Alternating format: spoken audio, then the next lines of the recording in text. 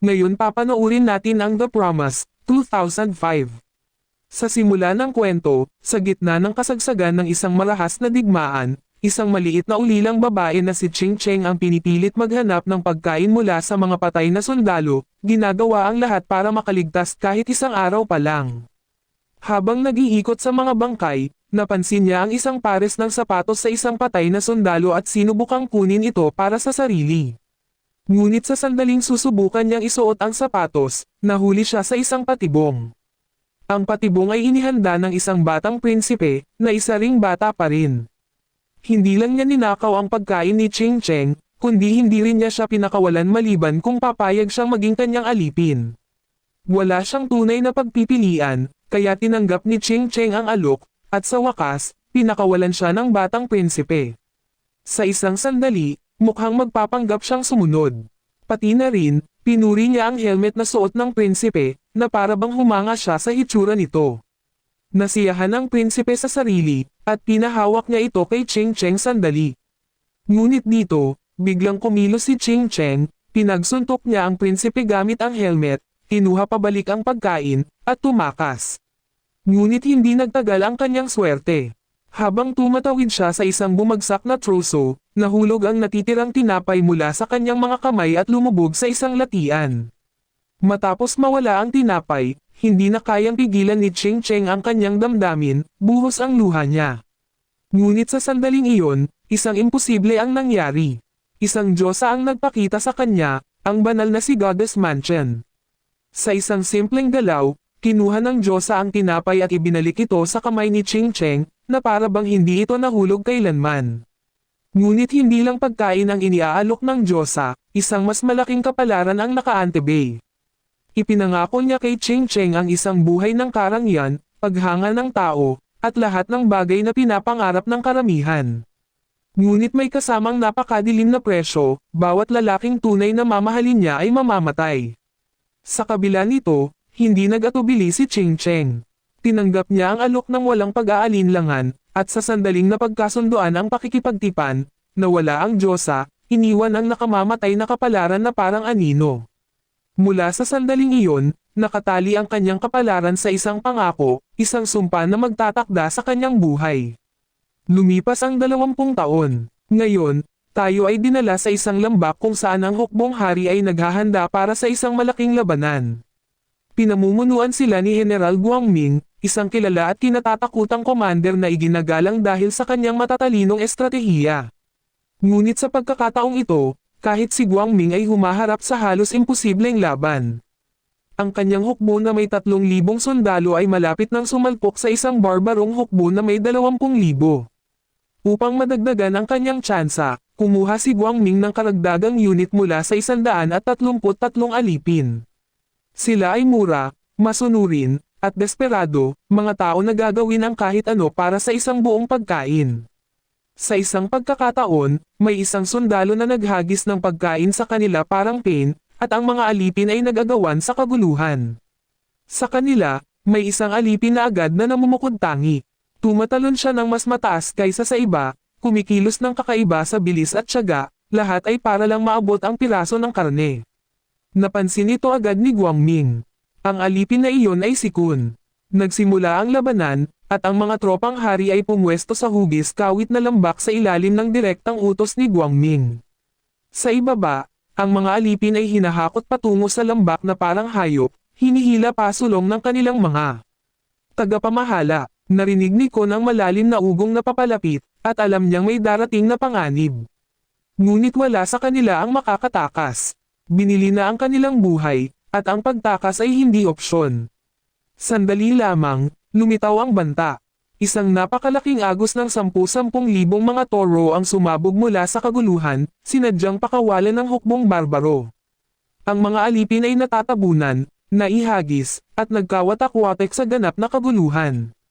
Ngunit sa kabila ng lahat ng iyon, si Kun lamang ang nakaligtas.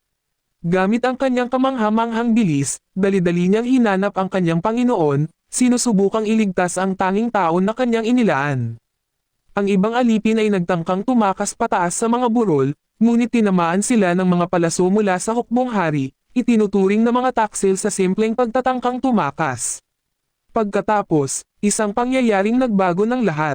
Itinutok ni General Guangming ang isang palaso kay Kun, ngunit agad na nakareact si Kun. Kumilos siya ng sobrang bilis na ang palaso ay lumihis sa kanya at tumama sa kanyang sariling Panginoon sa halip. Sa halip na magalit, namangha si Guangming.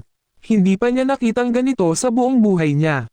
Patuloy na tumakbo si Kun, bitbit ang sugatang Panginoon, at nang hindi man lang niya namamalayan, siya ay umikot pabalik sa gitna ng agos ng mga toro, papunta sa hukbong barbaro.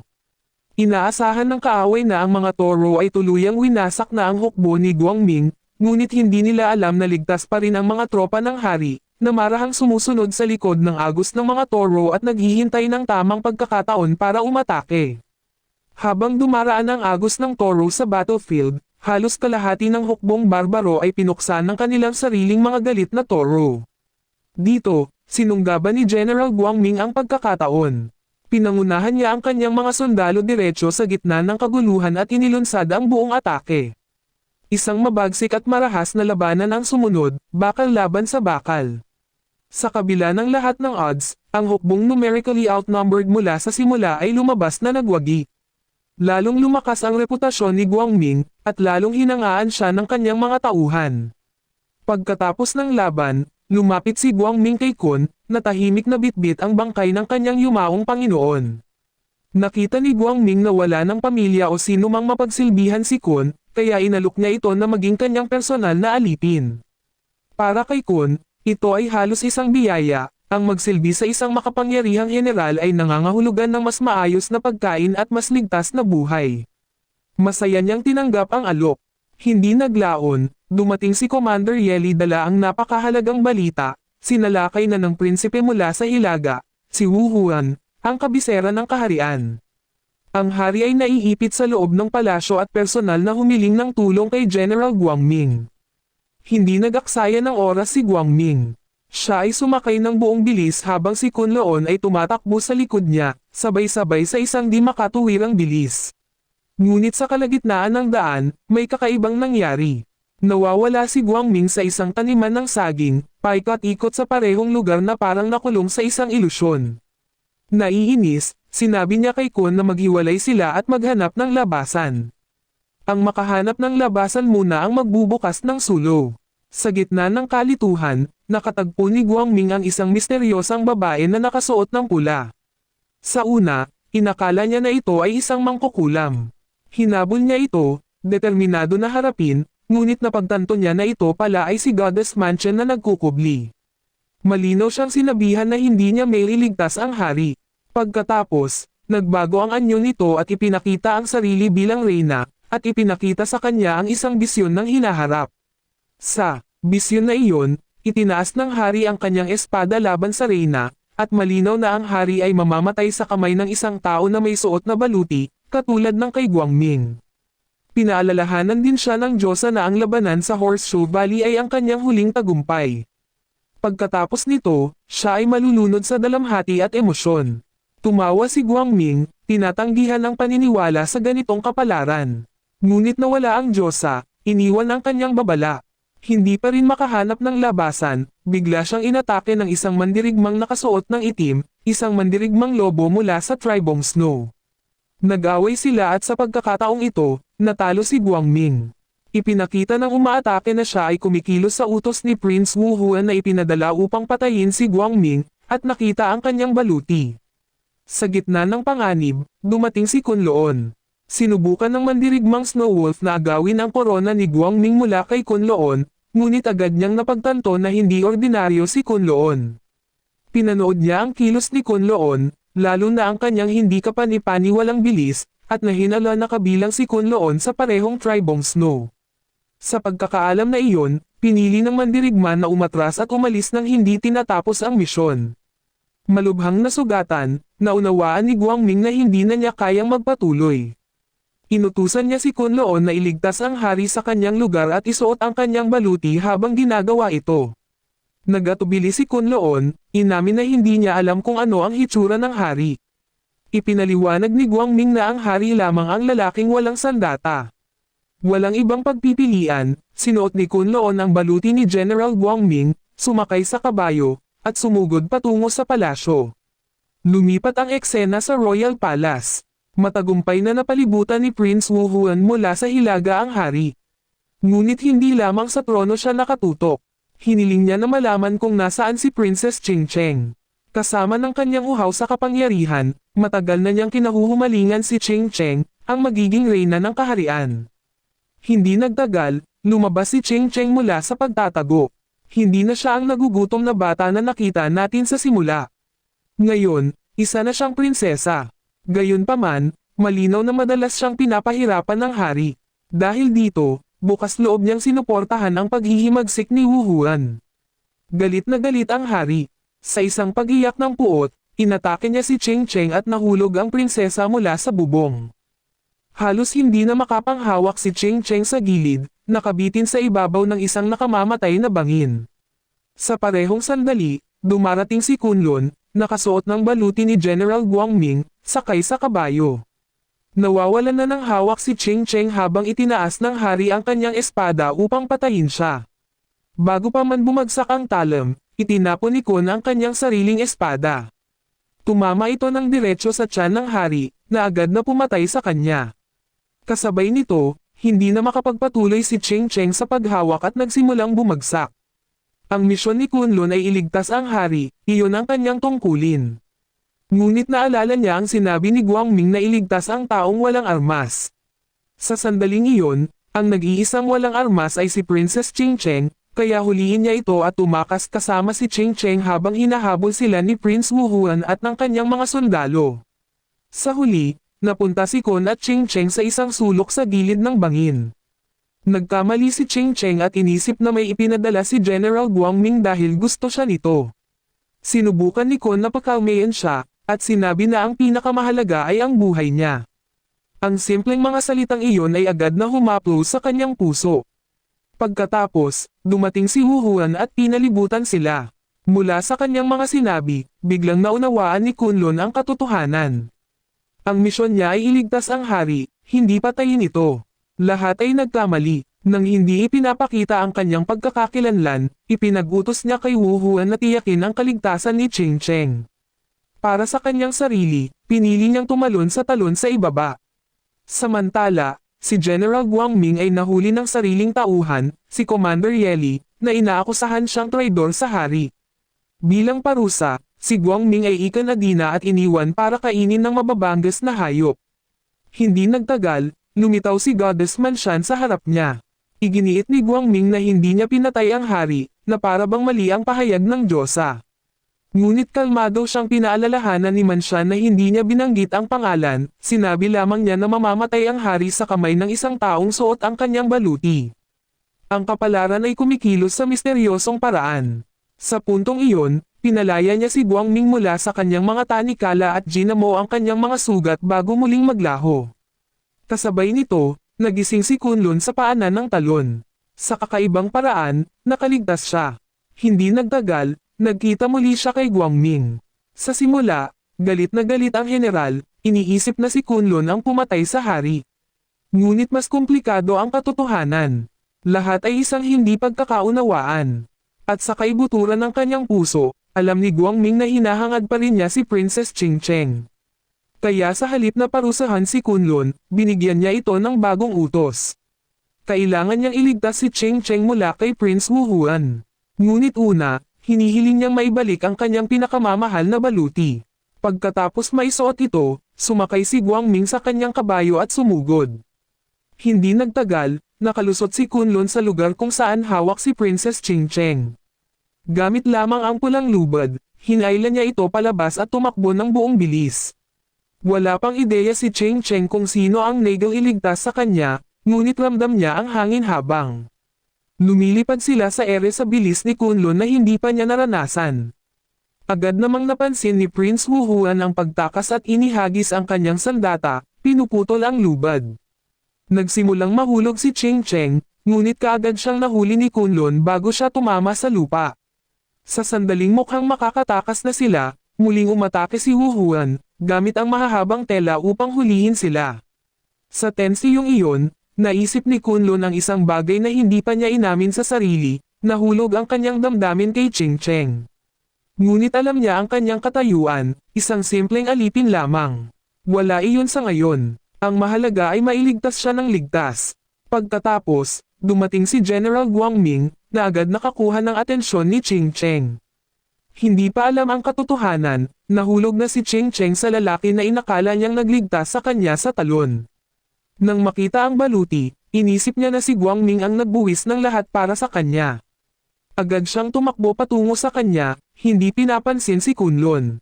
Dahil sa pagbukas ni Kunlun ng mga tarangkahan ng palasyo, nakatakas si Guangming kasama si Ching Cheng sakay ng kabayo, parang isang tunay na prinsipe sa baluti. Samantala, nahuli si Kunlun ni Prince Wu Huan. Sa puntong ito, natanto ni Wu Huan na ang tunay na pumatay sa hari ay hindi si Guangming, kundi isang alipin. Habang pinagmamasdan ang pambihirang bilis ni Kunlun, nakilala ni Wu Huan ang katotohanan, si Kunlun ay mula sa tribong Snow Wolf, kapareho ng itim na lobo na mandirigmang ngayoy katuwang ni Wu Huan. Upang mapanatiling si Guangming ang pinagbintangan sa pagkamatay ng hari, iniutos ni Wu Huan sa Black Wolf na patayin si Kunlun bilang patunay ng kanyang katapatan. Sa loob ng bilangguan, sinubukan ng Black Wolf na isakatuparan ang utos. Maliwanag sa kanya na wala siyang ibang pagpipilian, kung tatanggi siya, papatayin na lamang siya ni Wu Huan. Ngunit sa gitna ng pakikipaglaban, nagawang talunin ni Kunlun ang Black Wolf. Sa sandaling iyon, gumawa ng desisyon ang Black Wolf. Pumili siya na lumipat ng panig at tumulong kay Kunlun na makatakas. Magkasama silang tumakas. Samantala, dumating si General Guangming sa kanyang taguan malapit sa isang namumulaklak na puno ng cherry blossom. Nagkaroon sila ni Ching Cheng ng tahimik na sandali. Ipinagtapat ni Guangming ang kanyang nararamdaman at inamin ni Ching Cheng na pareho ang kanyang damdamin. Sa sandaling iyon, tila nahanap nila ang kaligayahan. Hindi naglaon, dumating si Kunlun rin. Dito na natutunan ni Ching Cheng na si Kunlun ay isang simpleng alipin lamang ng general. Kinabukasan, natuklasan ni Guangming na naghahanda si Ching Cheng na umalis. Ipinaliwanag niya na noong bata pa siya, gumawa siya ng isang hanggal na pangako, sinumang lalaking tunay niyang mamahalin ay hindi magtatagal ang buhay. Ayaw niyang mamatay si Guangming dahil sa kanya. Kaya pinili niyang umalis at panatilihin ang kanilang sandali bilang alaala. Ngunit nakita ito ni Guangming bilang pagtataksil. Bulag sa galit, iniutos niya kay Kunlun na patayin si Ching Cheng sa lugar. Ngunit hindi nagawa ni Kunlun. Mahal niya siya. At kahit gaano siya katapat sa kanyang general, hindi niya maiaangat ang espada laban sa kanya. Sa huli, wala nang magagawa si Guangming kundi palayain si Princess Ching Cheng. Ngunit tahimik pa rin siyang nangangako sa sarili. Kung ang huling talulot ng puno ng cherry blossom ay mahulog bago magtakip silim, babalik siya kay Ching Cheng. Pagkatapos noon, ibinaling ni Guangming ang kanyang pagkadismaya kay Kunlun. Ito na ang pangalawang beses na hindi siya sumunod dahil kay Ching Cheng. Pakiramdam ni Guangming ay ipinagtaksil siya, kaya itinaboy niya si Kunlun at iniutos na huwag na siyang sundan muli. Para kay Kunlun, na buong buhay ay isang alipin, ang pagkawala ng kanyang general ay kawalan din ng layunin. Naglakad siya sa nagyayelong kagubatan, lubos na wasak, hanggang sa siya'y bumagsak, walang tibo at wala ng lakas para mabuhay. Doon siya natagpuan ng Black Wolf at dinala sa lupain ng Niebe, ang lugar kung saan tunay na kabilang si Kunlun. Pagdating doon, may nagbago kay Kunlun. Iba na ang kanyang presensya, halos marangal. Nagsimula siyang makakita ng malabong mga pangitain ng dalawang babae, ang kanyang ina at kapatid na babae. Dahan-dahan, bumabalik ang kanyang mga alaala. Ipinakita ng Black Wolf ang katotohanan, noong si Kunlun ay 2 taong gulang pa lamang, siya ay dinukot at ipinagbili bilang alipin. Ang kanyang ina at nakatatandang kapatid na babae ay pinaslang ng malupit na prinsipe mula sa Hilaga, si Wuhan. Sinabi rin niya kay Kunlun na ang kanyang bilis ay hindi pangkaraniwan.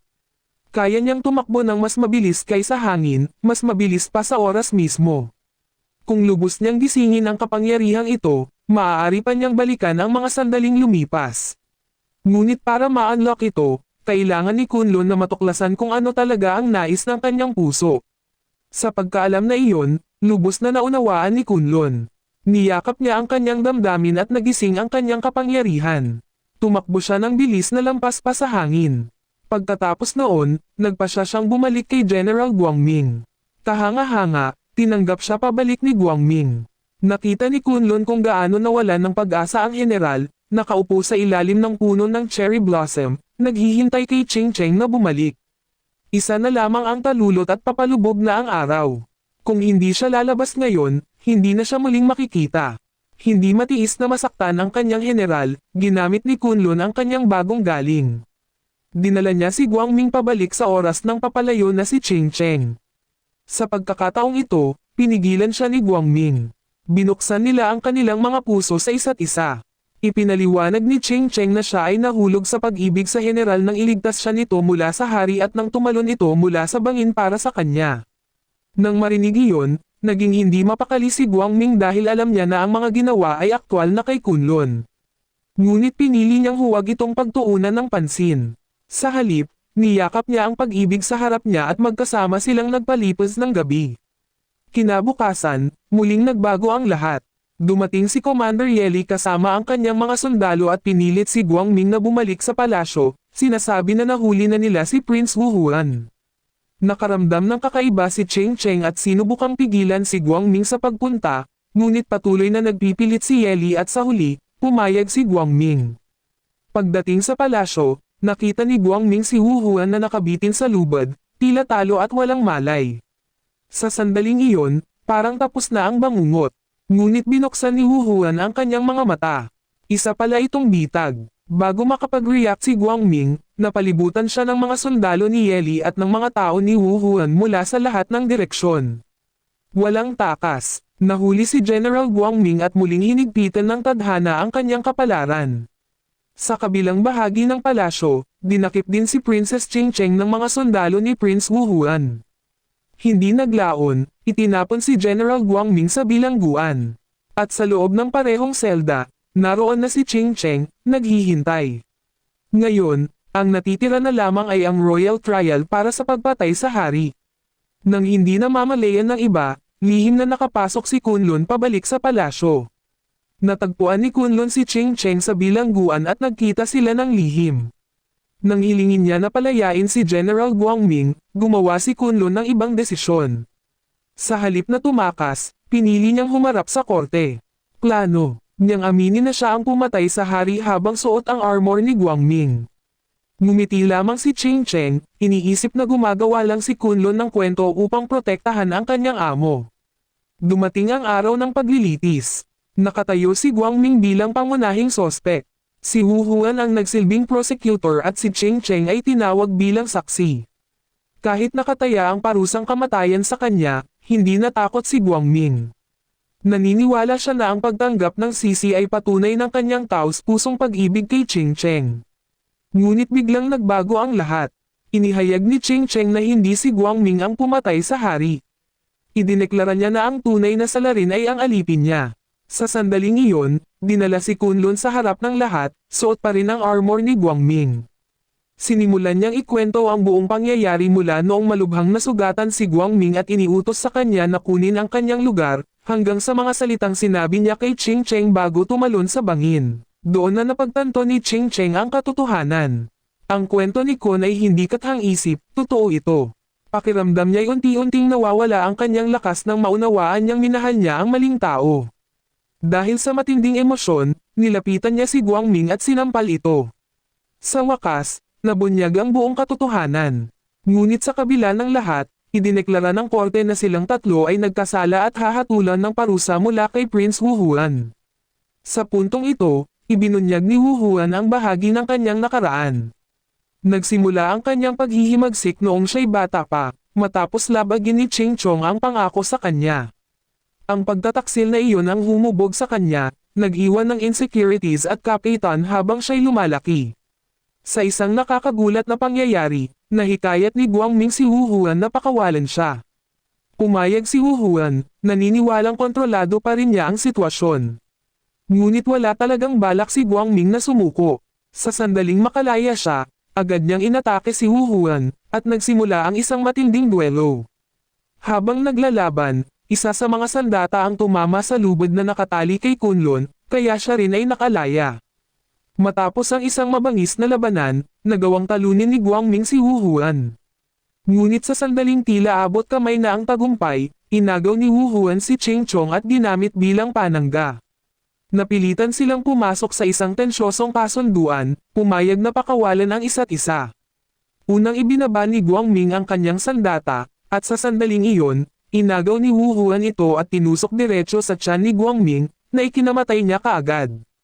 Habang bumabagsak si Guangming, umatake si Kunlun ng may galit. Nagawang tusukin ni Kun si Wu Huan, ngunit tumugon ito, tinusok din si Kunlun. Pareho silang bumagsak, malubhang sugatan. Sa huli, namatay na rin si Prince Wu Huan. Dali-daling lumapit si Ching Chong kay Kun, ang lalaking tunay na kinilala ng kanyang puso. Ngunit bago iyon, hiniling ni Kunlun na manatili muna siya kay Guangming hanggang sa huling hininga nito. Pagkatapos, lumapit si Kun sa isang mahiwagang balabal na ginawa ni Wu Huan, na sinasabing may kapangyarihang buhayin ang patay. Isinuot niya ito, determinadong bigyan si Ching Chong ng isa pang pagkakataon na piliin ang kanyang landas. Sa paggising ng kanyang kapangyarihan, itinaas niya si Ching Chong sa hangin at tumakbo lampas sa mismong oras, ibinabalik siya sa nakaraan. Sa huling gawaing iyon, nagwakas ang kwento.